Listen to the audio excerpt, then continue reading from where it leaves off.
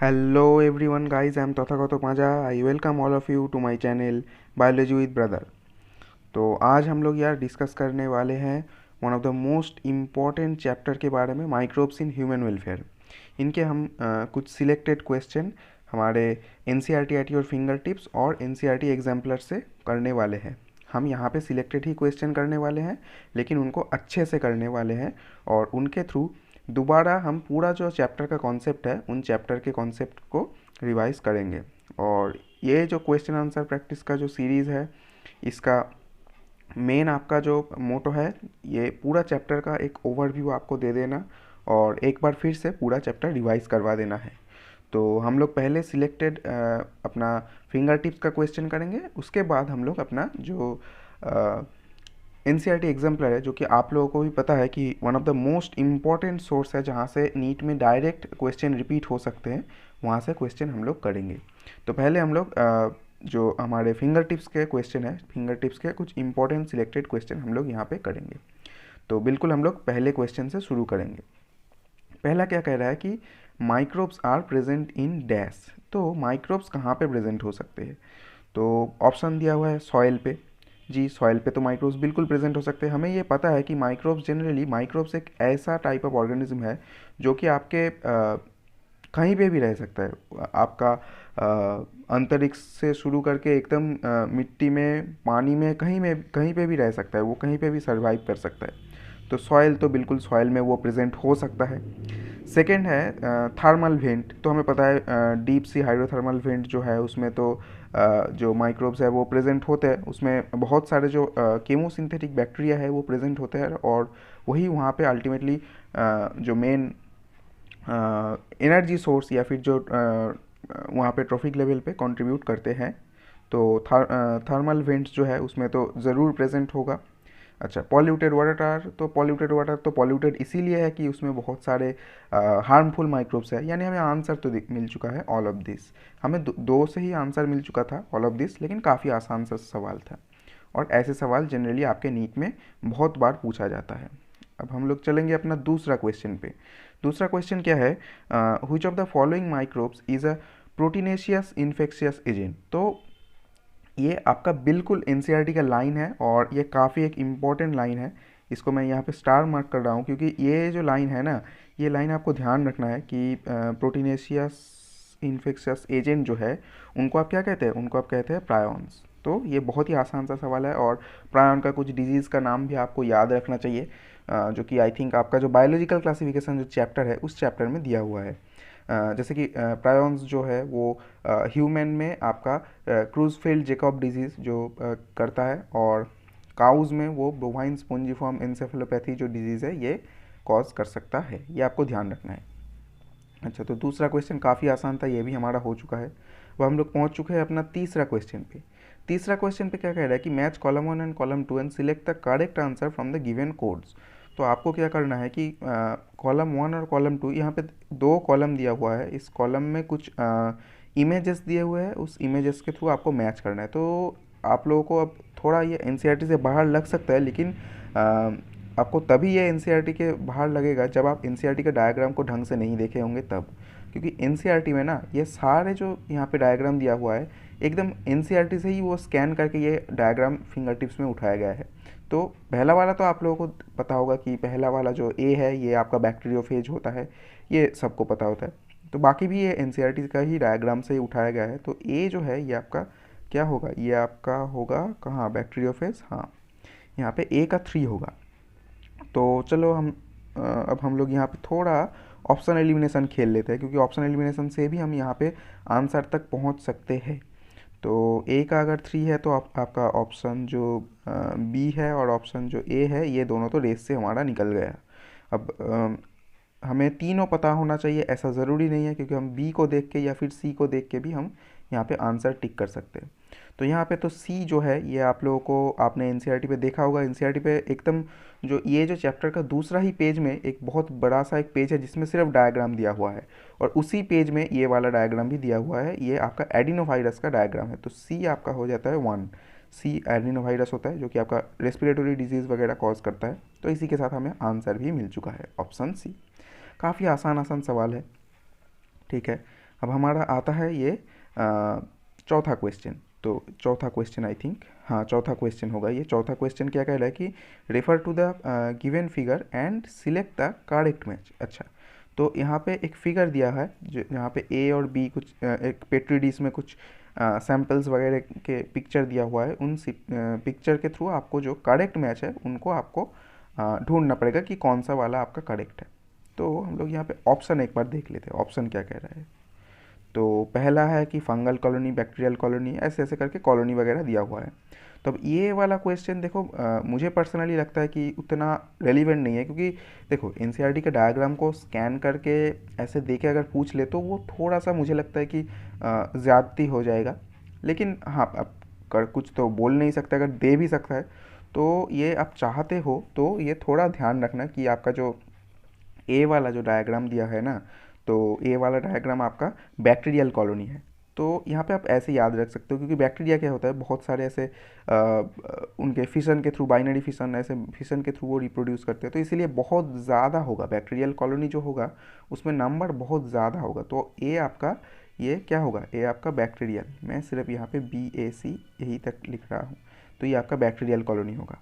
और आपका जो बी है, बी आपका फंगल कॉलोनी है। ठीक है, तो बी आपका ये फंगल कॉलोनी है। तो ये आप चीज़ ध्यान रख सकते हो। हम ऑप्शन हम मैच कर लेते हैं कि क्या है। हाँ, यहाँ पे ऑप्शन डी जो है उसमें ए आपको दिख रहा है बैक्टीरियल कॉलोनी है और बी फंगल कॉलोनी है। वायरल कॉलोनी वगैरह ऐसा यहाँ पे आपके वहाँ पे डायग्राम पे दिया नहीं है, ये चीज़ आप ध्यान रखना। आप चाहते हो तो ये जो डायग्रामेटिक क्वेश्चन है उसको छोड़ सकते हो, क्योंकि अभी के हिसाब से डायग्रामेटिक क्वेश्चन उतना इंपॉर्टेंट नहीं है। क्योंकि आप लोग अभी नीट के कुछ सालों के पेपर अगर उठा के देख लोगे तो बायोलॉजी में एज सच डायग्रामेटिक क्वेश्चन आता नहीं है। लेकिन मैं रिकमेंड करता हूँ, या फिर मैंने भी पर्सनली यही किया था कि डायग्राम्स को देख लेता था, ताकि मतलब अगर कभी भी वो पूछ ले, हो भी सकता है ना कभी पूछ ले, तो पूछ भी लेता तो मैं कर पाता, ऐसे तरीके से मैं रेडी कर लेता। चलो अब हम लोग चलेंगे फिफ्थ क्वेश्चन पे।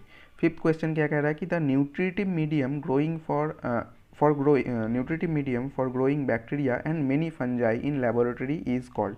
बहुत ही आसान एकदम रद्दी सवाल, इसको हम कल्चर मीडिया कहते हैं। तो ये मतलब एक बेसिक डेफिनेशन से सवाल था। आपका कल्चर मीडिया का जो डेफिनेशन है वही अगर आप याद रख लो तो उससे आपका काम हो जाएगा। और जनरली नीट में ऐसे डायरेक्ट फैक्चुअल सवाल भी पूछे जाते हैं। ठीक है, अच्छा। सिक्स क्वेश्चन क्या कह रहा है, the inoculum is added to the fresh milk in order to convert milk into curd. The term inoculum here refers to. तो यहाँ पे इनोकुलम मतलब क्या है, जब आपको मिल्क से कर्ड बनाना होता है तो थोड़ा सा पुराने जो दही बना है उस दही का थोड़ा सा पार्ट आप रख देते हो। उस थोड़े से पार्ट को आप वो जो नया जो दूध है उस दूध में थोड़ा हल्का सा गर्म करके वहाँ पे मिला देते हो, और वो जो छोटा सा अमाउंट ऑफ दही जो आप मिलाते हो उसी को आप इनोकुलम कहते हो। तो वो इनोकुलम क्यों कहते हो, क्योंकि उसमें ऑलरेडी वो जो लैक्टोबैसिलस जो बैक्टीरिया है जो कि कर्डलिंग ऑफ मिल्क में हेल्प करता है, वो बहुत ज़्यादा अमाउंट में प्रेजेंट होते हैं, और इसीलिए उस चीज़ को हमें मिलाया जाता है। और उस चीज़ को अगर मिलाओगे तो उसमें क्या क्या आपने किया, आपने दूध में थोड़ा सा बैक्टीरिया डाल दिया। अब डालने के बाद आप उसको थोड़ा सा उसका गर्म किया, मतलब क्या, उसमें उसका जो सुइटेबल इन्वायरमेंट है उस बैक्टीरियल रिप्रोडक्शन का, उसको आपने वहाँ पे दे दिया। उस एनवायरनमेंट में क्या होगा, जो इनोकुलम में जो बैक्टीरिया है वो बहुत जल्दी से अपना रिप्रोड्यूस करने चालू कर देगा, और रिप्रोड्यूस करते हुए वो अपना जो कर्डलिंग ऑफ मिल्क है ये प्रोसीड्योर भी चालू कर लेगा। तो यही बेसिकली आपका इनोकुलम का एक ओवरऑल जो रिवीजन आप कह सकते हो। तो क्या कह रहा है कि the inoculum is added to the milk in order to convert inoculum refers to. तो इनोकुलम कौन सा है, तो पहला ऑप्शन क्या कह रहा है, starter rich in vitamin B12। तो ये चीज़ गलत है, ये ध्यान रखना कि जो कर्ड है वो उसमें मिल्क से कुछ चीज़ें एक्स्ट्रा मिल जाता है। तो वो क्या चीज़ एक्स्ट्रा मिल जाता है, वो आपका विटामिन B12 होता है। लेकिन वो स्टार्टर जो है वो, या फिर जो इनोकुलम है वो रिच इन विटामिन B12, ऐसा ये चीज़ गलत है। स्टार्टर रिच इन प्रोटीन बिल्कुल गलत है। Starter containing millions of LAB। तो LAB आप लोगों को पता होगा कि लैक्टिक एसिड बैक्टीरिया को आप LAB कहते हो, और यही आपका आंसर हो जाएगा। बहुत ही आसान सा सवाल। अच्छा, अब हम लोग पहुंच चुके हैं अपने सेवेंथ क्वेश्चन पे। तो सेवेंथ क्वेश्चन हमें क्या कह रहा है कि study the following statement regarding lactic acid bacteria which are use to convert milk into curd. अच्छा, मिल्क से कर्ड बनाने में जो लैक्टिक एसिड बैक्टीरिया यूज़ करते हैं उनके बारे में 4 स्टेटमेंट दिया हुआ है। अब उनमें से क्या ढूंढना है।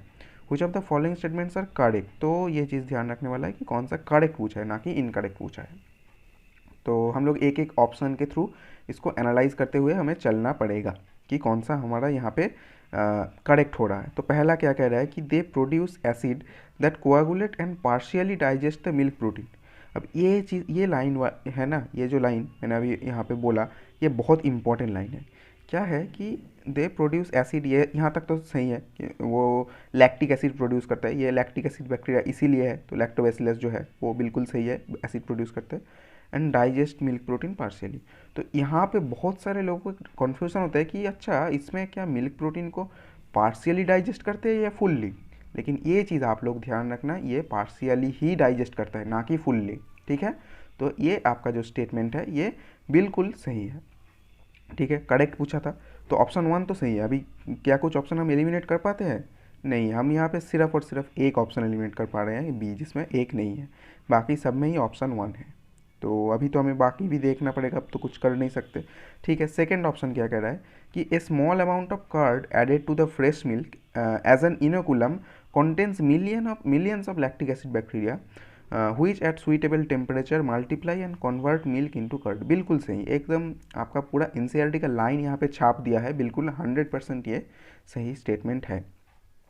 तो 1 और 2 अभी तो कोई भी ऑप्शन एलिमिनेट नहीं हो सकता, अभी चारों ही स्टेटमेंट हमें पढ़ना पड़ेगा। हम अगर डायरेक्टली फोर्थ पढ़ ले तो एक ऑप्शन एलिमिनेट हमें यहाँ पे हो सकता है। तो फोर्थ क्या कह रहा है कि लैक्टिक एसिड बैक्टीरिया में result in acidity in stomach of human beings. नहीं नहीं नहीं, ये गलत है, ये गलत है, ये नहीं हो सकता। ये आपका जो फोर्थ है ये गलत हो रहा है, मतलब ये ऑप्शन भी हमारा यहाँ पे रेस से निकल जा रहा है।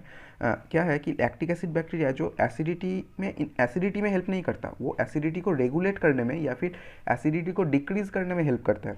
आप लोगों को पता होगा कि अगर आपका स्टोमैक में बहुत ज़्यादा एसिड तैयार हो जाए तो उसमें आपका जो पेप्टिक अल्सर जो आप कहते हो तो वो होने का चांसेस है, जिसमें कॉज करता है क्या, हेलिकोबैक्टर पाइलोरी नाम का एक बैक्टीरिया या फिर माइक्रोब्स है। तो ये हेलिकोबैक्टर पाइलोरी आपको ये पेप्टिक अल्सर जो है इसमें कॉज कर सकता है, लेकिन उसका ग्रोथ को ये उसके जो ग्रोथ है उसको ये रिड्यूस कर सकता है, ये आपका लैक्टिक एसिड बैक्टीरिया। तो फोर्थ वाला तो बिल्कुल गलत है। अब हमारा सब कुछ डिपेंड करता है थर्ड पे। तो थर्ड क्या है कि conversion of milk to curd improves the nutritional quality by increasing the vitamin B12। Direct NCERT का लाइन, और इसी के साथ हमारा ऑप्शन सी हो जाता है सही। और ये जो लाइन है ये बहुत ही ज़्यादा इंपॉर्टेंट लाइन है, ये लाइन आपको ध्यान रखना है, बहुत बार इस लाइन से क्वेश्चन पूछ चुका है और आगे भी पूछेगा, ये लाइन बहुत इंपॉर्टेंट लाइन है, तो इस लाइन को ध्यान रखना। तो आप लोग देख रहे होंगे कि कैसे हम क्वेश्चन प्रैक्टिस के साथ साथ पूरा चैप्टर फिर से हमारा रिवाइज भी होता जा रहा है। अच्छा, हम लोग अब पहुंच चुके हैं अपना 8th क्वेश्चन पे। तो 8th क्वेश्चन फिर से यहाँ पे जो कर्डलिंग ऑफ मिल्क के रिलेटेड ही है। Study the following flow chart depicting the formation of curd from milk, identify the missing parts X and Y. अच्छा, यहाँ पे एक्स एंड वाई को हमें आइडेंटिफाई करना है। तो पहला क्या है, milk is incubated with curd, ठीक है। Growth of LAB, production of dash, तो मुझे लगता है कि एक्स जो होगा वो आपका लैक्टिक एसिड होना चाहिए। अब देखते हैं, ऑप्शन को भी हमें देखना चाहिए, ऑप्शन देख के ही हम कमेंट कर सकते हैं कि ये है या नहीं है। अच्छा, फिर improved nutritional quality due to increased dash, ठीक है, ये तो वाई हमें मुझे लग रहा है कि विटामिन B12 होना चाहिए, coagulation and digestion of milk protein. अब हमें 8th का जो ऑप्शन है वो हमें देखना पड़ेगा, ठीक है। तो 8th का जो ऑप्शन पहला वाला है ग्लूकोनिक एसिड विटामिन B1, बिल्कुल गलत, यहाँ पे B2 गलत। अच्छा है, ये तो ऑप्शन दिख रहा है, ये सी आंसर होना चाहिए, लैक्टिक एसिड और विटामिन B12। तो मैंने ऑलरेडी यहाँ पे बोला था, और आप लोगों को अभी ये बहुत ही आसान लग रहा होगा ये वाले सवाल, आसान भी है ये, यहाँ से सवाल जनरली पूछता है ये आसान, यहाँ पे कोई ऐसा डीप कॉन्सेप्चुअल सवाल ऐसा पूछता नहीं है, बहुत ही आसान चैप्टर, और ये हमारा 8th का हो जाता है ऑप्शन सी। अब हम लोग पहुँच चुके हैं 9th क्वेश्चन। तो 9th क्वेश्चन क्या असर्शन रीजन है? नहीं, असर्शन रीजन नहीं है, ये स्टेटमेंट बेस्ड क्वेश्चन है। क्या है कि which of the following statement, अच्छा, read the following statements and select the correct option. तो स्टेटमेंट 1 क्या कह रहा है कि besides curdling of milk lactic acid bacteria also improves nutritional quality by increasing vitamin B12, बिल्कुल सही स्टेटमेंट। अच्छा, statement 2, lactic acid bacteria when present in human stomach checks disease causing microbe. जो मैं आपसे यहाँ पे कह रहा था कि हेलिकोबैक्टर पाइलोरी जो है, हेलिकोबैक्टर पाइलोरी का ग्रोथ को, पाइलोरी के ग्रोथ को ये लैक्टिक एसिड बैक्टीरिया चेक में रखता है या फिर उसको डिक्रीज कर सकता है, और ये आपका बिल्कुल एनसीईआरटी का लाइन है। तो यहाँ पे दोनों ही स्टेटमेंट जो है आपका सही हो जाता है, यानी 9th का ए आपका आंसर हो जाता है। हम लोग पहुँच चुके हैं अपने 10th क्वेश्चन पे। तो 10th क्वेश्चन क्या कह रहा है कि which of the following combinations of organism are responsible for formation of flavour of yoghurt. तो योगर्ट के फ्लेवर तैयार करने के लिए कौन से जो इसमें से माइक्रोब्स है वो हेल्प करते हैं।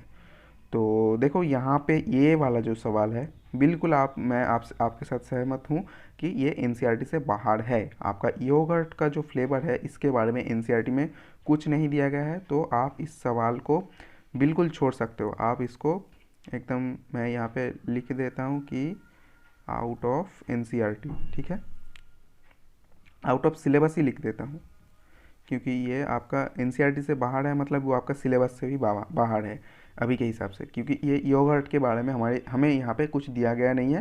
लेकिन इसका आंसर आप अगर आपके पास भी फिंगर टिप्स का किताब है तो आप वहाँ पे भी देख सकते हो, या फिर मैं भी यहाँ पे बता रहा हूँ कि इसका जो आंसर है इसमें आप, हाँ ये चीज़ है कि आप कुछ ऑप्शन एलिमिनेशन के थ्रू आप खेल सकते हो, लेकिन अगर कुछ ऐसा दो ऐसा ऑप्शन आ जाए तो आप नहीं कर पाओगे वो।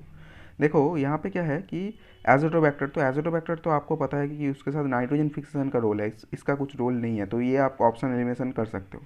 अच्छा, इकोलाई जो है, इकोलाई आपका उसके साथ भी कोई रिलेशन नहीं होना चाहिए, क्योंकि इकोलाई जो है ये हमारे स्मॉल इंटेस्टाइन में रह सकता है या फिर कुछ डिजीज़ भी कॉज कर सकता है, तो ये बिल्कुल नहीं होना चाहिए, ठीक है।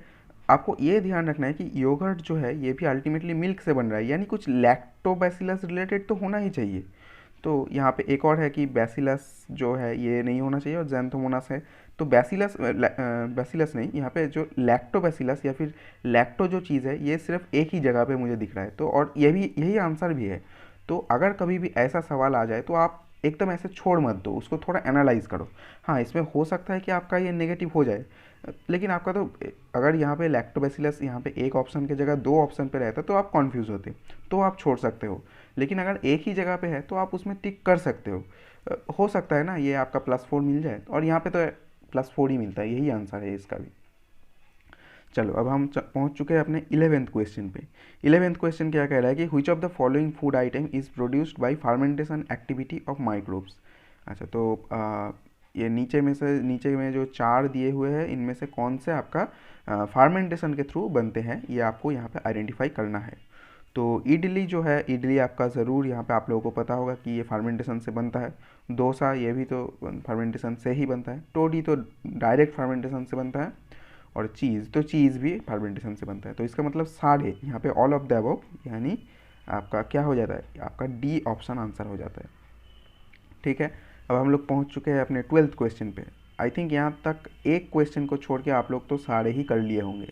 अच्छा, 12th क्वेश्चन क्या कह रहा है कि read the following statement and select the incorrect one. अच्छा, नीचे से जो 4 स्टेटमेंट दिए हुए हैं, चारों को हमें पढ़ना है, और पढ़ के हमें क्या ढूंढना है, करेक्ट नहीं इनकरेक्ट ढूंढना है। तो ये चीज़ ध्यान रखना है, ध्यान रख के ही आपको ये ऐसे टाइप ऑफ सवाल आपको करने हैं। तो क्या है कि द डाउ, पहला ऑप्शन क्या कह रहा है कि द डाउ used for making dosa and idli is fermented by bacteria. तो यहाँ पे तो कोई ऐसा परेशानी वाली बात नहीं है, ये तो बिल्कुल हमारा सही स्टेटमेंट है। अच्छा, इसके बाद हमारा यहाँ पे आ जाता है सेकंड स्टेटमेंट, क्या कह रहा है कि microbes are use to ferment fish, soyabean, bamboo shoots to make food. बिल्कुल ये एनसीईआरटी का एक लाइन है, तो इसमें भी कोई ऐसा परेशानी वाली बात नहीं है। अच्छा, the large hole in Swiss cheese are due to the production of large amount of CO2 by fungi called propionibacterium shermanii. तो आप लोगों को यहाँ पे कुछ गलत नहीं लग रहा होगा, लेकिन ये बिल्कुल गलत है। आप ये चीज़ ध्यान दो कि यहाँ पे फंजाई कह रहा है, लेकिन आपका है क्या चीज़, तो है आपका ये प्रोपियोनी बैक्टीरियम, नाम में ही लिखा है बैक्टीरियम, प्रोपियोनी बैक्टीरियम सर्वानी। तो ये आपका गलत है, और यही आपका आंसर है। मतलब यहाँ पे मैं बाकी का जो है डिलीट कर देता हूँ, क्योंकि इसमें थोड़ा कन्फ्यूज़न हो सकता है, क्योंकि बाकी का जो है वो स्टेटमेंट सही है, इसका स्टेटमेंट ये वगैरह ये सब सही है, तो ये भी सही होगा। फोर्थ जो है कि toddy is traditional drink of south India, हाँ बिल्कुल ये भी सही है। तो वो जनरली डेट पाम वगैरह से ये टोडी जो है वो बनते हैं। तो साउथ इंडियन लोग यहाँ पे रिलेट कर पा रहे होंगे कि वहाँ पे काफ़ी फेमस ये चीज़ है। ठीक है, तो ये चीज़ आपको ध्यान रखना है कि ये जो बहुत सारे यहाँ पे माइक्रोब्स में से थे, जैसे प्रोपियोनिबैक्टीरियम सार्मानी, आपका जो ट्राइकोडर्मा पॉलीस्पोरम, ऐसे जो डिफरेंट जो चीज़ें हैं ना, वो क्या चीज़ है, वो फंजाई है या फिर बैक्टीरिया है या फिर ईस्ट का कुछ वेरिएंट है, वैरायटी है। तो ये सारे चीज़ ना आपको ध्यान रखना है। मैंने आपको लेक्चर में पढ़ाते वक्त भी बोला था, ये सारे चीज़ आपको अच्छे से ध्यान रखना है। ठीक है, हम लोग पहुँच चुके हैं अपने 13th क्वेश्चन पे। 13th क्वेश्चन क्या है, ये मैट्रिक्स मैचिंग क्वेश्चन लग रहा है। ठीक है, तो मैट्रिक्स मैचिंग क्वेश्चन पे कॉलम 1 और कॉलम 2 को हमें यहाँ पे मैच करते हुए चलना है। ठीक है, तो पहला है लैक्टोबैसिलस एसिडोफिलस। अच्छा, तो पहला ही मतलब यहाँ पे थोड़ा आप लोगों को लग रहा होगा कि ये तो आउट ऑफ एनसीईआरटी आ चुका है। हाँ ठीक है, कोई बात नहीं, हम बाकी के ऑप्शन को आगे आगे देखेंगे, फिर देख के हम लोग चलेंगे कि ठीक है या नहीं है। ठीक है, इसके बाद हमें यहाँ पे आ रहा है सैकारोमाइसिस सेरिविसी। सैकारोमाइसिस सेरिविसी, तो यहाँ पे कॉलम 2 में क्या क्या है, फॉर्मेशन ऑफ डाउ, ये हो सकता है सैकारोमाइसिस में। सिंगल सेल प्रोटीन नहीं, सिंगल सेल प्रोटीन नहीं हो सकता। कन्वर्सन ऑफ मिल्क इनटू नहीं, बिल्कुल नहीं। फॉर्मेशन ऑफ स्वीट चीज, तो यहाँ पे सैकारोमाइसिस सेरिविसी जो है ये फॉर्मेशन ऑफ डाउ के साथ करेक्ट जाता है। इसका मतलब क्या है, बी का 1 है और इसी के साथ साथ हमारा है ये सी और डी, ये जो दोनों ऑप्शन थे निकल चुके हैं। और इसके साथ हमारा ए जो है, जिसको लेके हम लोग थोड़ा टेंस्ड थे, वो भी हो चुका है। ए का जो है option 3, lactobacillus acidophilus conversion of milk into curd. और यहाँ पे आप लोगों को एक और चीज़ दिख रहा होगा कि लैक्टोबैसिलस जहाँ पे आया, तो वहाँ पे आपका मिल्क तो ज़रूर आ रहा होगा। तो मतलब आपसे मैंने कहा था कि कोई भी ऐसा आउट ऑफ एनसीईआरटी आ रहा है ना, तो उसको देख के ऐसे छोड़ मत दो, उसको थोड़ा सा एनालाइज करो, उसके नाम से कुछ सोचने की कोशिश करो। हाँ, आप इमीडिएटली ना मत करो, आप पूरा पेपर अटेम्प्ट होने के बाद सोचो, लेकिन अगर कुछ ऐसा आ रहा है ना, तो आप उसको टिक कर सकते हो। उसमें चांसेस है बहुत ज़्यादा कि आपको +4 मार्क्स मिल जाए।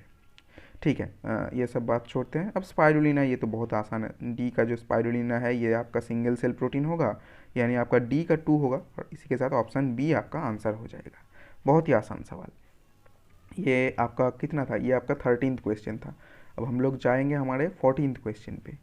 तो 14th क्वेश्चन क्या कह रहा है कि which of the following organism is used in production of beverages. तो बेवरेजेस मतलब आप लोगों को पता है कि अल्कोहलिक जो ड्रिंक्स होते हैं तो उनको आप बेवरेजेस कहते हैं। और इनमें आपको पता भी है ये जो ईस्ट वगैरह है इसको यूज़ करते हैं, यानी इसका आंसर हो जाएगा सैकरोमाइसिस सेरिविसिए। तो इसीलिए इसको आपका जो ब्रीवर्स ईस्ट भी कहते हैं। आप लोगों को एक और चीज़ हमारा यहाँ पे एनसीईआरटी बेस्ड जो चीज़ है वो हमारा बेकर्स ईस्ट, हाँ, इसको एक और चीज़ इसमें ध्यान रखना है कि सैकरोमाइसिस सेरिविसिए जो है उसको आप बेकर्स ईस्ट भी कहते हो। क्यों कहते हो, क्योंकि जो बेकिंग इंडस्ट्री है उसमें यूज़ होता है। और ब्रीवर्स ईस्ट भी कहते हो, क्यों, क्योंकि ये जो ब्रीविंग इंडस्ट्री है, ब्रीविंग इंडस्ट्री में भी इसका काफ़ी ज़्यादा इस्तेमाल होता है। फर्मेंटेशन में तो बहुत ज़्यादा इस्तेमाल होता है, तो ये चीज़ आपको ध्यान रखना है। ठीक है, अब हम लोग पहुंच चुके हैं अपने 15th क्वेश्चन पे। 15th क्वेश्चन क्या कह रहा है, 15th question, which of the following option contains the end product formed during anaerobic respiration in yeast। तो ये चीज़ आपको ध्यान रखना है कि anaerobic respiration in yeast कहाँ है। तो क्योंकि ये चीज़ आप लोगों को अभी तो लग रहा होगा कि हाँ इस चैप्टर में तो आपका अल्कोहल ही होगा, लेकिन आपको जब पूरा एक नीट का पेपर मिलेगा ना, तब आपको लगेगा कि ये तो रेस्पिरेशन, प्लान रेस्पिरेशन का क्वेश्चन है। तब आप एरोबिक रेस्पिरेशन का या फिर नॉर्मल जो एनारोबिक रेस्पिरेशन हो सकता है, जो लैक्टेट फर्मेंटेशन वगैरह, उसके भी प्रोडक्ट आप चाहो तो लिख सकते हो। तो ये चीज़ ध्यान रखना। यहाँ पे ईस्ट बोला गया है ना, तो मतलब इसमें अल्कोहल फर्मेंटेशन के बारे में बात कर रहा है। तो उस हिसाब से आपको आंसर लगाना है। और मुझे तो ये याद ही है, अल्कोहल बनना चाहिए, कार्बन डाइऑक्साइड बनना चाहिए, और कुछ किलो कैलोरी का एनर्जी इसमें निकलना चाहिए। तो इसका उस हिसाब से हमारा जो ऑप्शन आ जाता है, ऑप्शन सी हमें आंसर होना चाहिए, कार्बन डाइऑक्साइड, अल्कोहल और एनर्जी। और इसके बाद हम लोग पहुंच चुके हैं अपने 16th क्वेश्चन पे। 16th क्वेश्चन, ये मैंने आपसे कहा था कि ये जो वाइन, बियर, विस्की, ब्रांडी, इसमें से कौन सा डिस्टिलेशन से बनते हैं, कौन सा डायरेक्ट जो फर्मेंटेशन से बनते हैं, ये आपको ध्यान रखना है। ये मैंने आपसे ऑलरेडी कहा था। आपका जो व्हिस्की, ब्रांडी, राम वगैरह ये सब आपका डिस्टिलेशन के थ्रू कॉन्सेंट्रेटेड करके बनाया जाता है, लेकिन वाइन, बियर ये सब डायरेक्टली फर्मेंटेशन से बनते हैं, उसमें कुछ डिस्टिलेशन की रिक्वायरमेंट नहीं होता है। तो उसी रिलेटेड आई थिंक यहाँ पे ये क्वेश्चन भी है। क्वेश्चन में पूछ रहा है कि wine and beer are produced directly by fermentation, where as brandy, whisky require both fermentation and distillation, this is because. इसका मतलब आपसे पूछ रहा है कि ब्रांडी और विस्की जो चीज़ें हैं इनमें आपको डिस्टिलेशन करने की क्यों ज़रूरत पड़ रहा है। तो आप लोगों को पता है और याद भी होगा कि जो ईस्ट है वो कुछ परसेंटेज ऑफ अल्कोहलिक फर्मेंटेशन के बाद वो अपने आप को पॉइजन कर देता है, और वो डायरेक्ट एनसीईआरटी का यहाँ पे लाइन यहाँ पे पहले ही ऑप्शन पे हमें दिख रहा है कि fermentation is inhibited at an alcohol level of 10 to 18%।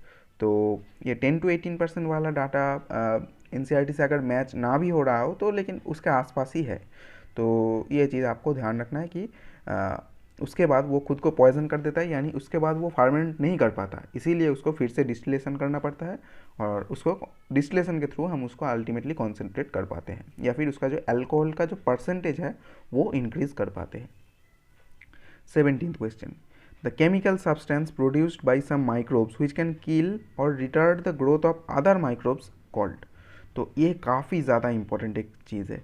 इसमें बहुत सारे लोग इसमें ऑल ऑफ दिस वगैरह कन्फ्यूज़ होंगे, मतलब ऑल ऑफ दिस डायरेक्टली ऐसे मार्क कर देंगे ऐसा नहीं है, लेकिन कन्फ्यूज़ होंगे कि अच्छा एंटीसेप्टिक जो है तो ये तो हम डेटॉल वगैरह जो यूज़ करते हैं ये भी माइक्रोब्स वगैरह के मार सकता है, एंटासिड मतलब कुछ हमारे पेट के माइक्रोब्स को भी मार देगा, एंटीबायोटिक मतलब भी मार देगा, तो all of this he mark कर दो। लेकिन बिल्कुल ये गलत, आप ऐसा अगर सोच रहे हो तो बिल्कुल गलत सोच रहे हो।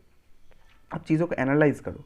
एंटीसेप्टिक मतलब क्या है, एंटीसेप्सिस, और सेप्सिस मतलब आपका जो सेप्टिसेमिया है उस सेप्सिस यानी जो आप इसको जो कुछ इन्फेक्शन है, हाँ सेप्सिस का जो एक सिंपलर टर्म होगा वो होगा इन्फेक्शन। तो इन्फेक्शन को आपको इन्फेक्शन से बचा सकता है एंटीसेप्टिक, ऐसा नहीं है कि माइक्रोब से बचा सकता है। अच्छा एंटासिड आपका जो आप लोगों को पता है एंटासिड जनरली आपका एंटीहिस्टामिन होता है, तो वो एंटीहिस्टामिन ग्रुप का होता है। तो एंटीहिस्टामिन मतलब इसमें माइक्रोब्स के साथ क्या है, उसमें कोई ऐसा बैक्टीरिया, वायरस, ऐसे माइक्रोब्स तो आ ही नहीं रहा है, तो एंटासिड से बिल्कुल नहीं है। हाँ एंटीबायोटिक वाला बिल्कुल सही है कि एंटीबायोटिक्स में जो होता है वो हमारे बहुत सारे जो ऐसे हमारे बॉडी में बैक्टीरिया जो प्रेजेंट होते हैं उनके खिलाफ एक्ट करता है। आप लोगों को पता भी है वायरस के अगेंस्ट ये एंटीबायोटिक्स जो है उतना अच्छे से फंक्शन नहीं कर पाता, या फिर फंक्शन कर ही नहीं पाता। तो ये चीज़ आपको ध्यान रखना है, इसको ऐसे हड़बड़ी में जल्दीबाजी में गलती मत कर देना इसमें। अच्छा 18th क्वेश्चन क्या है कि antibiotics are obtained from, antibiotics हम लोग कहाँ से ऑब्टेन करते हैं। तो इसमें भी क्या होता है कि लोग जल्दीबाजी में एकदम पहले ही हमें दिख रहा है कि चलो यहाँ पे फंजाई है तो फंजाई मार्क कर दो, ऐसे कर देते हैं। तो ऐसा इतनी जल्दीबाजी क्या है, थोड़ा इसको वेट कर लेना चाहिए, क्योंकि ये इसका क्योंकि ऑल ऑफ दिस है तो बाकी ऑप्शन भी आप लोग देखने में क्या फ़र्क पड़ता है। तो इसमें पहला जो ऑप्शन है बैक्टीरिया, तो आप लोगों को मैं बता दूं कि ये बैक्टीरिया से बन सकता है एंटीबायोटिक्स। बहुत सारे ऐसे बैक्टीरिया है जो एंटीबायोटिक्स तैयार करते हैं खुद। एक्टिनोमाइसिटिस यहाँ से तो बिल्कुल होता है, फंजाई से भी होता है, यानी क्या आपका आंसर होता है ऑल ऑफ दिस। तो ये चीज़ बहुत सारे लोग डायरेक्ट ऐसे पेनिसिलियम याद है, जो पेनिसिलियम नोटेटम जो फंजाई है उससे पेनिसिलिन बनता है, तो चलो फंजाई से ही सारे बनते होंगे, तो ऐसे मार्क कर देते हैं। तो ऐसा जल्दीबाजी बिल्कुल मत करना। अच्छा हम लोग पहुंच चुके हैं 19th क्वेश्चन पे।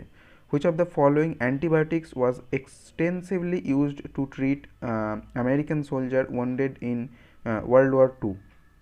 तो इसमें से कौन सा वर्ल्ड वॉर 2 में यूज़ किया गया था वुंडेड सोल्जर को ट्रीट करने के लिए। तो ये पता है आपका अलेक्जेंडर फ्लेमिंग इसी के ऊपर काम कर रहे थे, पेनिसिलिन, और वहाँ पे पेट्रिडिस में मेनली स्टेफाइलोकोकाई जो बैक्टीरिया है उसके ऊपर वो काम कर रहे थे। तो वो काम करते हुए थोड़े रेस्ट में गए, तो रेस्ट में जाने के बाद वहाँ पे अगर जब आए तो देखे कि उसमें कुछ पेनिसिलिन वगैरह कुछ ऐसे फंजाई की ग्रो करने के कारण जो आपका स्टेफाइलोकोकाई जो बैक्टीरिया है वो उतना ग्रो नहीं कर पाए। तो तब उन्हें लगा कि अच्छा ये तो कुछ ऐसा चीज़ है जो कि आपका बैक्टीरिया जो है उसका ग्रोथ को रिटार्ड कर रहा है या फिर उसको मार रहा है, तो ये तो काफ़ी अच्छा चीज़ है, इसको हम मेडिकल फील्ड में अच्छे से यूज़ कर पाएंगे। तो ऐसे सोच के ही उन्होंने उन पर रिसर्च करना चालू किया, तभी हमारा ये पेनिसिलिन या फिर जो एंटीबायोटिक है वो बन पाया था। अच्छा अब हम लोग पहुंच चुके हैं अपने 20th क्वेश्चन पे। 20th क्वेश्चन पे मतलब कुछ ऑप्शंस है उनको पढ़ना पड़ेगा, पढ़ के हमें कौन सा करेक्ट है कौन सा गलत है वो आई थिंक बताना पड़ेगा। अच्छा, विच of the following statement regarding antibiotics is not correct. देखा यहाँ पे कैसे आप लोगों के साथ कर रहा है कि नॉट करेक्ट यानी इनकरेक्ट पूछ रहा है, ना कि करेक्ट पूछ रहा है। तो ठीक है, पढ़ लेते हैं। पहला ऑप्शन क्या कह रहा है कि antibiotics are attenuated micro organism which which in small concentration can kill or retard the growth of harmful microorganism। बिल्कुल एकदम गलत। मतलब ये तो आप लोगों के लिए भी आसान होगा। यहाँ पे एंटीबायोटिक्स ये नहीं होता, ये आपका वैक्सीनेशन में लाइव एटेन्यूएटेड जो वैक्सीन होते हैं तो उसमें ऐसा किया जाता है कि ऑर्गेनिजम्स को हिट किल किया जाता है, उसको थोड़ा एटेन्यूएटेड किया जाता है, उसका जो क्षमता है उसके क्षमता को उससे ले लिया जाता है, छीन लिया जाता है, फिर उसको यूज़ किया जाता है। तो ये एंटीबायोटिक्स तो बिल्कुल नहीं है। एंटीबायोटिक्स एक डायरेक्ट एक्सट्रैक्ट है जो कि फंजाई या फिर जो आपका जो बैक्टीरिया है, एक्टिनोमाइसिटिस है, इनसे बनते हैं और उनसे जो एक्सट्रैक्ट बनते हैं वही डायरेक्टली हम यूज़ करते हैं। तो ये बिल्कुल गलत है। तो पहला वाला तो हमें ऑप्शन में आना चाहिए, क्योंकि हमें नॉट करेक्ट पूछा है, ये ध्यान रखना, नॉट करेक्ट पूछा है ना कि करेक्ट पूछा है। तो यहाँ पे तो एक तो यहाँ पे हो सकता है, एक यहाँ पे हो सकता है, यानी आपका ऑप्शन बी और ऑप्शन सी तो एलिमिनेट हो जाता है। अब हमें सिर्फ थर्ड वाला देखना है कि थर्ड वाला अगर गलत है तो ये आंसर हो जाएगा, अगर थर्ड वाला नहीं है तो डायरेक्टली एक पहला वाला ऑप्शन आंसर हो जाएगा। तो ठीक है, हम लोग पूरा ही पढ़ लेते हैं। सेकंड क्या कह रहा है कि penicillin was first antibiotic developed by Alexander Fleming while working on the bacterium staphylococcus. जी ये तो बिल्कुल सही है, ये तो आप लोगों को भी पता है, ये हमें एकदम सही है। यहाँ पे कुछ कर सकता था कि ये जो मतलब साल लिखा हुआ है किस साल में हुआ है ये गलत हो सकता था, लेकिन वो आई डोंट थिंक ये गलत है। और यहाँ पे हमें दिख भी रहा है कि वो गलत बिल्कुल नहीं है, क्योंकि मैं एकदम फ्रैंकली बता रहा हूँ कि ये साल के बारे में मेरा कुछ अंदाज़ा नहीं है, और या फिर मुझे याद भी नहीं है कि कौन से साल में उन्होंने किया था। ये हिस्ट्री हम थोड़ी ना पढ़ रहे हैं कि साल भी याद रख दे। चलो ठीक है, थर्ड वाला क्या कह रहा है कि the full potential of penicillin as an effective antibiotic was established by Ernest Chain and Howard Florey. बिल्कुल सही, एकदम सही। आपको इसीलिए ये तीनों को एक साथ आपका एंटीबायोटिक्स का आविष्कार के लिए इनको नोबेल प्राइज़ मिला था। फ्लोरे एंड चेन जो है इन्होंने ही अल्टीमेटली एंटीबायोटिक्स को उसके फुल पोटेंशियल में आने में हेल्प किया था। तो आपका थर्ड तो सही है, ये गलत नहीं हो सकता। इसका मतलब क्या, हमारा आंसर हो जाता है ऑप्शन 1। फोर्थ भी पढ़ लेते हैं। Fleming, Chain and Florey were awarded Nobel Prize in 1945। Already मैंने ये आपसे बोल दिया था। अच्छा, 21st क्वेश्चन, और ये आई थिंक हमारा जो फिंगर टिप्स वाला आखिरी क्वेश्चन होगा। इसके बाद हम लोग एग्जाम्पलर सवाल करेंगे, ठीक है। तो 21st क्वेश्चन जो है, which of the following disease are treated by antibiotics. अच्छा, ये अच्छा सवाल है। ये इसमें आपको ध्यान रखना है कि कौन सा बैक्टीरियल है, कौन सा वायरल है, और डायरेक्टली एनसीईआरटी में भी आई थिंक लिखा हुआ होगा, लेकिन इसमें आपको ध्यान रखना है कि क्योंकि पूछ रहा है कि कौन सा एंटीबायोटिक्स के थ्रू ट्रीट कर पा रहे होंगे। तो मतलब क्या, आपको आप डॉक्टर बनने जा रहे हैं तो आपको ऑलरेडी डॉक्टर फील हो रहा होगा कि अच्छा हाँ, हमें पूछ रहा है कि एंटीबायोटिक्स से कौन सा ट्रीट कर सकते हैं, कौन सा नहीं कर सकते। यानी जैसे डॉक्टर से पूछते हैं ना, अच्छा डॉक्टर साहब इस दवाई से काम हो सकता है या फिर हमें कुछ और दवाई यहाँ पे लेना पड़ सकता है, तो ऐसा ही पूछ रहा है। तो पहला आपका है प्लेग ऑप्शन, मतलब मैं यहाँ पे ऑप्शन बोल रहा हूँ, यहाँ पे जो भी ऑप्शन दिया है पहला ऑप्शन है प्लेग। तो ये प्लेग को आप एंटीबायोटिक्स से ट्रीट नहीं कर सकते हो। डिप्थेरिया आपका जो उसको आप नहीं कर सकते हो। डिप्थेरिया जो डिजीज़ है उसको आप एंटीबायोटिक्स के थ्रू बिल्कुल ट्रीट नहीं कर सकते हो।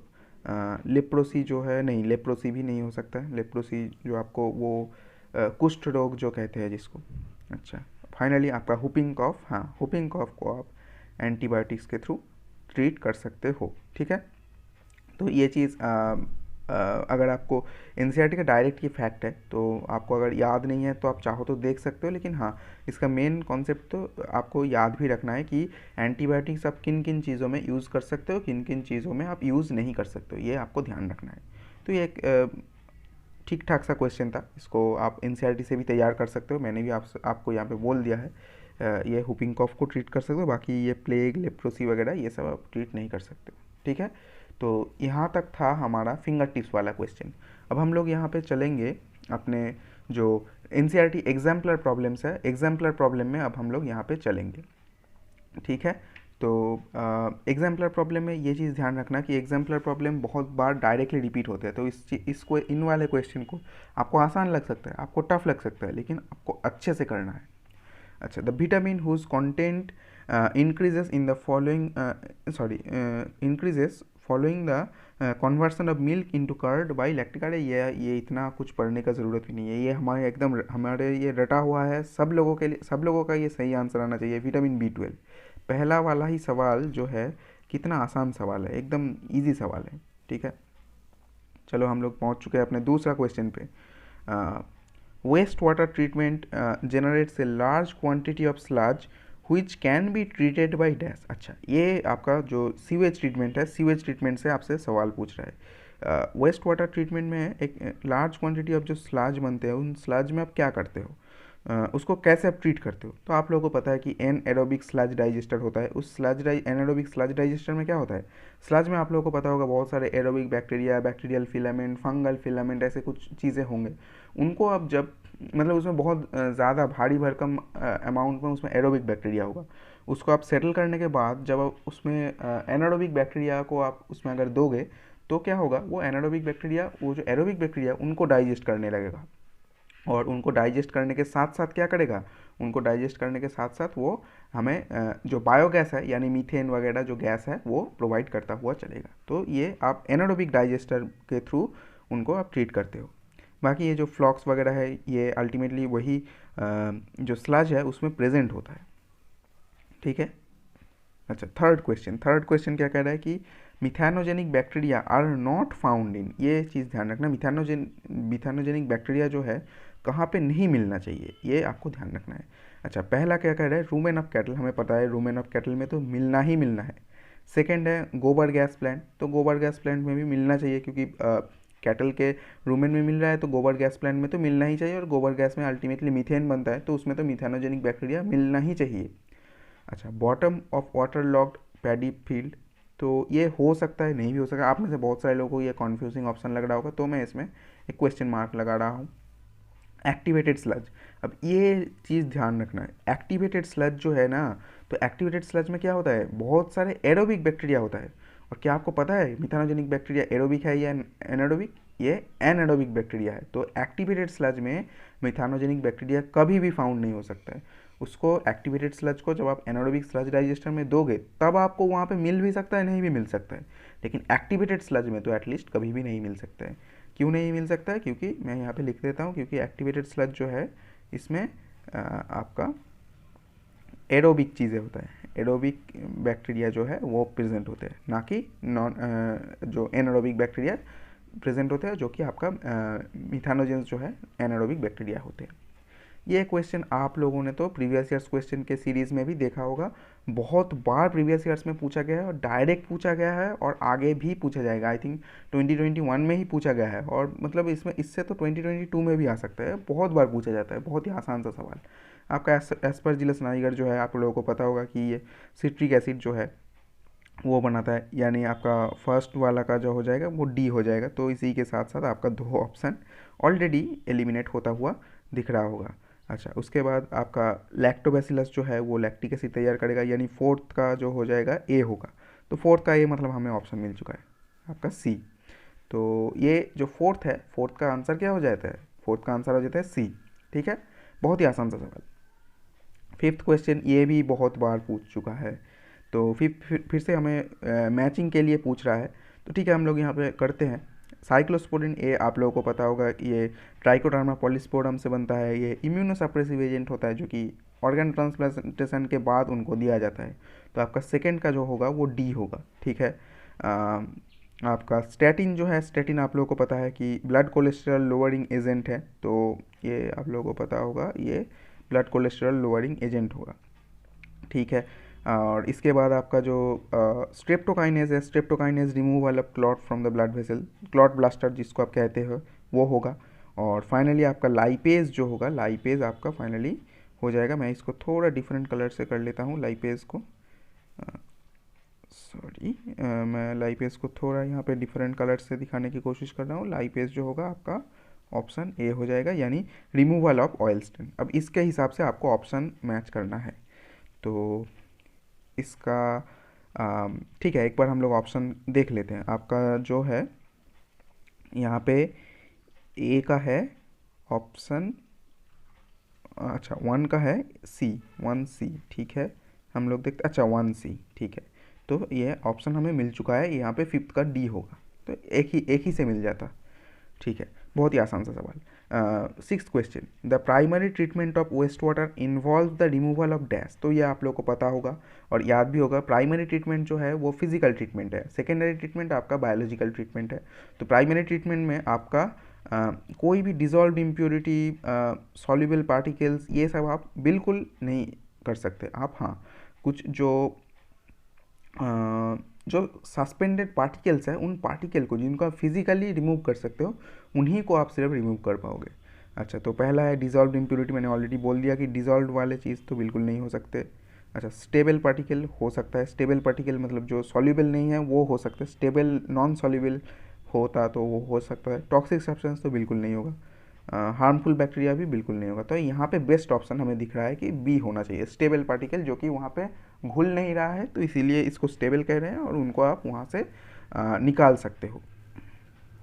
अच्छा, 7th question, BOD of waste water is estimated by measuring the amount of dash.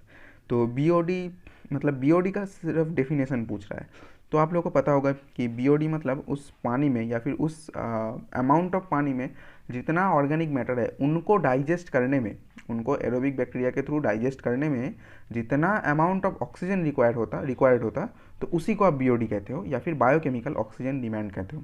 तो अल्टीमेटली ये measuring the amount of oxygen consumption. बहुत ही आसान सा सवाल, बहुत ही आसान सा ऑप्शन आप लोगों को दिख रहा होगा।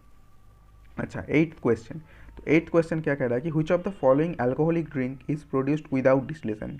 मैंने आपसे यहाँ पे जब मैं NCERT का सीरीज़ जो लेक्चर पढ़ा रहा था, तो वहाँ पे ये हॉटस्पॉट मार्क करवाया था कि आपको ये जो अल्कोहल जो चीज़ें हैं, कौन सा डिस्टिलेशन से बनते हैं, कौन सा डिस्टिलेशन से नहीं बनते हैं, ये सब आपको याद रखना है। और उसी से ये वाला सवाल पूछा गया है कि कौन सा वाला क्या है, इज़ प्रोड्यूस्ड विदाउट डिस्टिलेशन। ये चीज़ ध्यान रखना है कि कौन सा डिस्टिलेशन के बगैर बना है, ठीक है।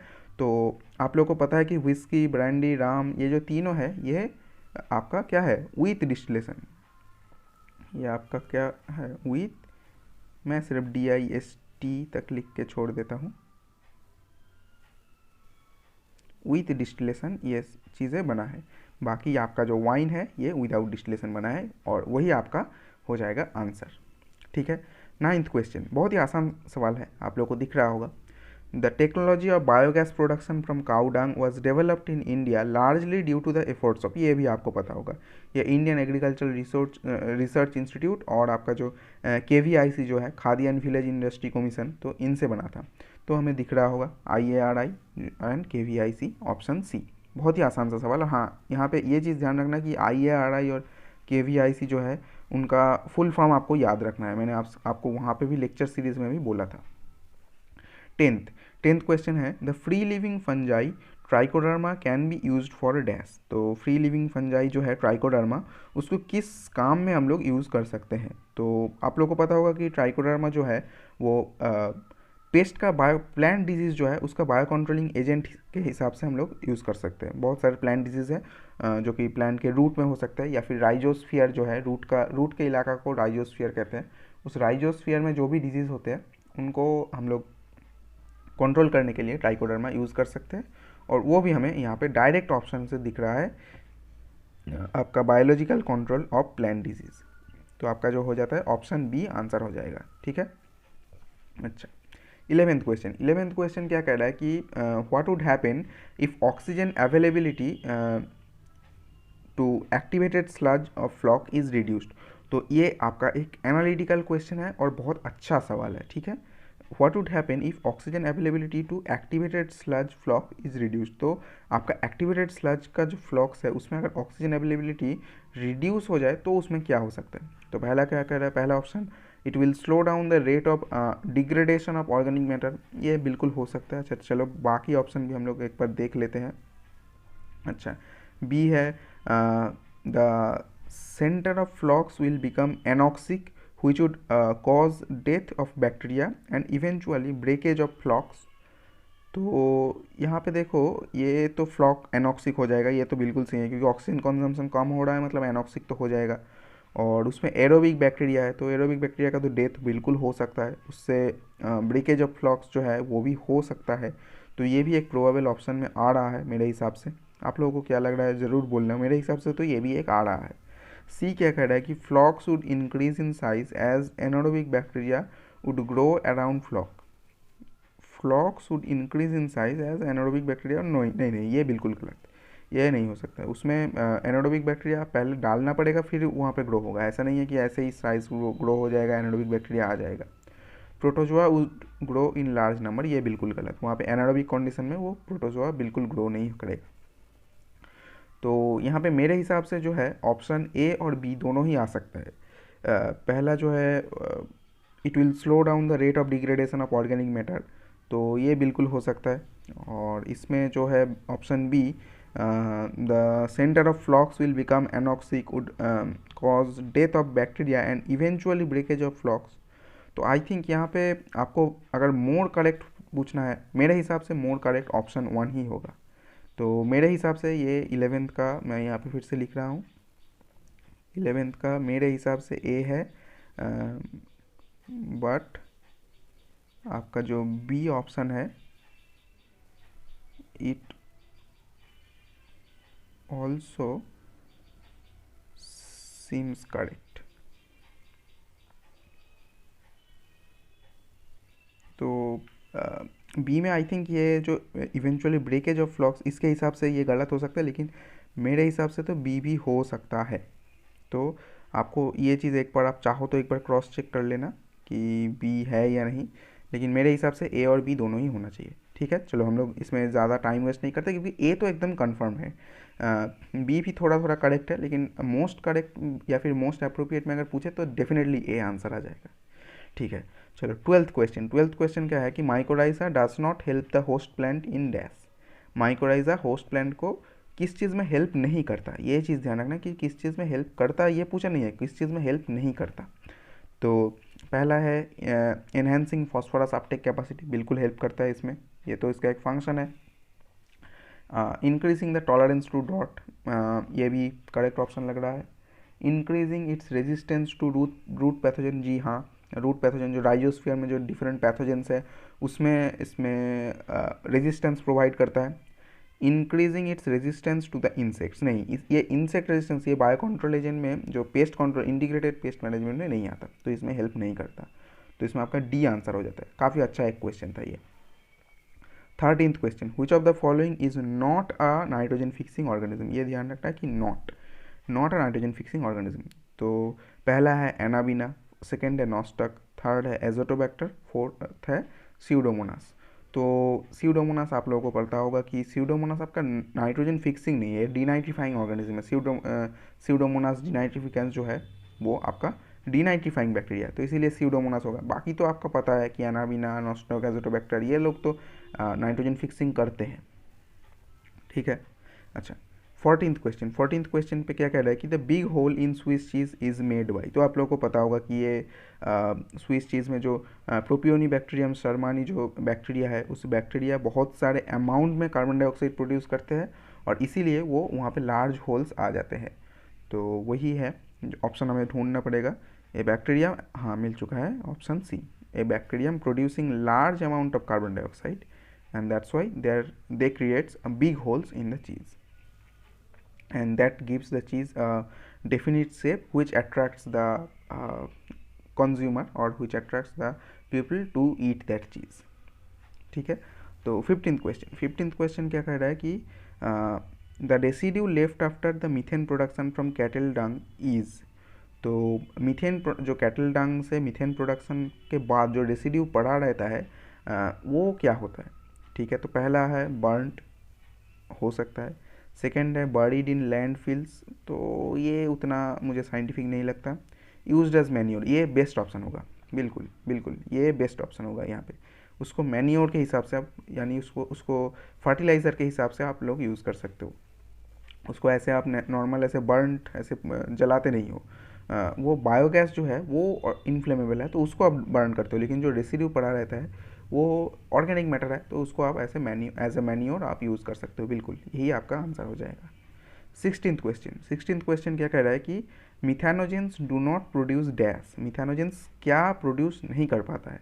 तो देखो यहाँ पे तो एकदम पहले ही ऑप्शन पे आंसर मुझे दिख रहा है, ऑक्सीजन बिल्कुल नहीं प्रोड्यूस कर पाता है क्योंकि ये एनारोबिक है, इसमें ऑक्सीजन कैसे प्रोड्यूस करेगा। और बाकी का जो चीज़ है वो आप इसका जो बायोमास नहीं, ध्यान रखना, बायोगैस प्रोडक्शन, तो बायोगैस प्रोडक्शन में ये methane, hydrogen sulphide, carbon dioxide, ये सारा तैयार करता है। तो इसका आंसर हो जाएगा ऑक्सीजन तैयार नहीं करता।